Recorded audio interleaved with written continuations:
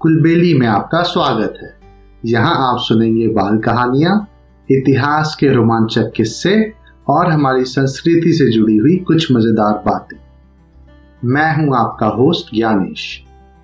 आज के एपिसोड में मैं लेके आया हूँ पंचतंत्र की एक शिक्षाप्रद कहानी जिसका नाम है दोस्त की सलाह, फ्रेंड्स एडवाइस। एक धोबी का गधा था।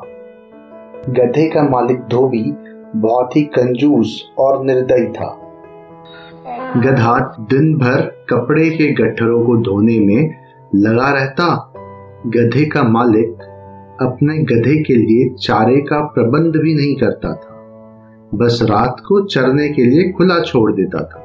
गधा रात को चारे के लिए निकलता था, लेकिन उसे बहुत मुश्किल से ही कुछ खाने का मिल पाता था, इसलिए वो कमजोर हो गया था। एक रात उस गधे की मुलाकात एक गीदड़ से हुई।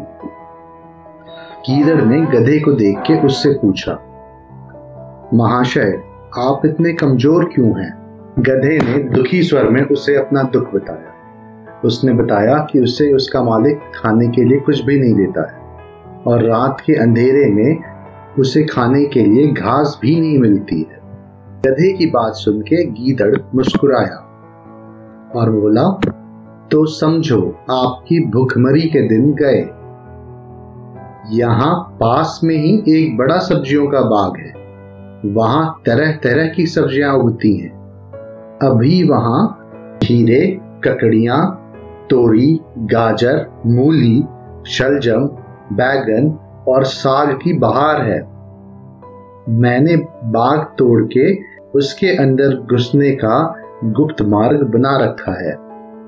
बस वहां से हर रात अंदर घुसकर छक कर खाता हूं और सेहत बना रहा हूं। तुम भी मेरे साथ आया करो, हम दोनों साथ में मिल के खाएंगे। ये सुनकर गधा लार टपकाता हुआ गीदड़ के साथ चल पड़ा।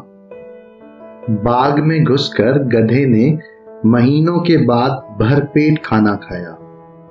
गधा और गीदड़ दोनों रात भर बाग में ही रहे और सुबह होने से पहले गीदड़ जंगल की ओर चला गया और गधा अपने धोबी के पास आ गया। उसके बाद वो दोनों हर रात को एक जगह मिलते, बाग के अंदर जाते, पेट भर के खाना खाते और सुबह वापस अपने अपनी जगह आ जाते। धीरे धीरे गधे का शरीर भरने लगा। उसके बालों में चमक आ गई और चाल में मस्ती भी आ गई। वो अपने भूखमरी के दिन भूल गया। एक रात खूब खाने के बाद गधा झूमने लगा और अपना मुंह ऊपर उठाकर कान फड़फड़ाने लगा। गीदड़ ने चिंतित होकर पूछा, मित्र, यह क्या कर रहे हो? तुम्हारी तबीयत तो ठीक है? गधा आंखें बंद करके मस्ती में बोला, मेरा दिल गाने का कर रहा है। अच्छा खाने के बाद गाना चाहिए। मैं सोच रहा हूं ढैंचू ढैंचू गाऊं। गीदड़ ने तुरंत चेतावनी दी और बोला, ना दोस्त, ऐसा मत करो। गाने वाने के चक्कर में बिल्कुल भी मत पड़ो। ये मत बोलो हम चोरी से यहाँ पे अंदर घुसे हैं। तुम्हारे गाना गाने से मुसीबत आ सकती है। गधे ने टेढ़ी नजर से गीदड़ को देखा और बोला, गीदड़ भाई, तुम जंगली के जंगली ही हो। तुम्हें संगीत के बारे में कुछ भी नहीं पता। गीदड़ ने हाथ जोड़े, मैं संगीत के बारे में कुछ नहीं जानता, केवल अपनी जान बचाना चाहता हूं।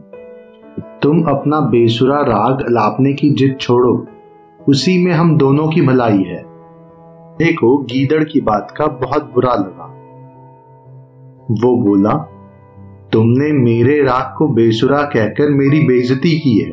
हम गधे बहुत अच्छे राग में गाते हैं और हमारा राग सबको पसंद आता है।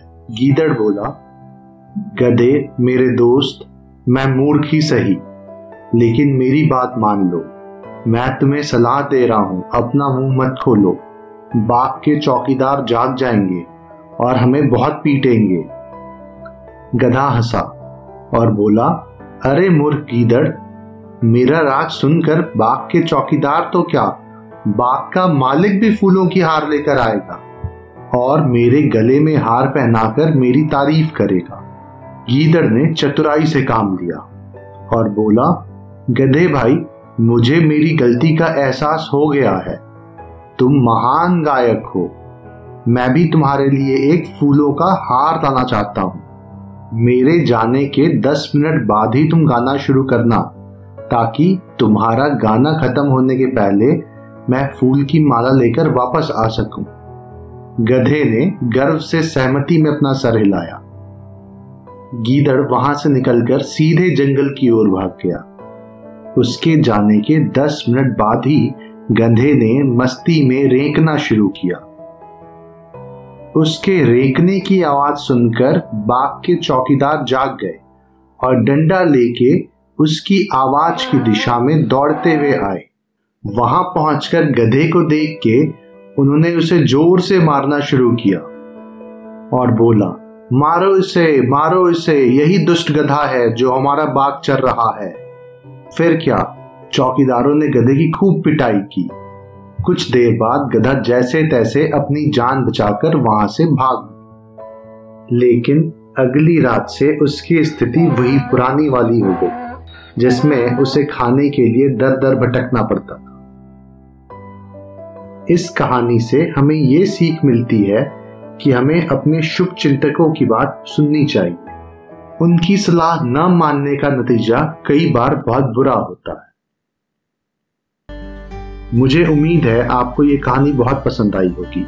ऐसी और कहानियां सुनने के लिए हमारे चैनल को लाइक और सब्सक्राइब करें और इस कहानी को ज्यादा से ज्यादा शेयर करें। जल्दी मिलते हैं एक और नई कहानी के साथ। तब तक के लिए धन्यवाद।